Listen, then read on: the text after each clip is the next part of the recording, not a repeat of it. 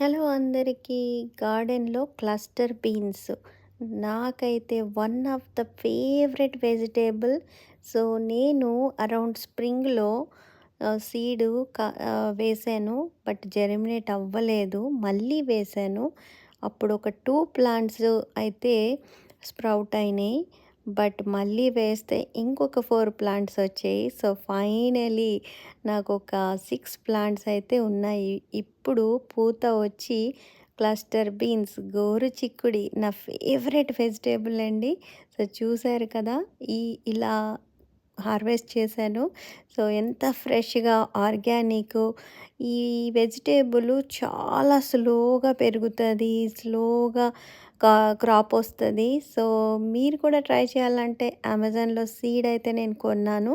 So, around స్ప్రింగ్‌లో వేసుకుంటే మీకు August నుండి స్లోగా స్టార్ట్ అవుతది. బాయ్.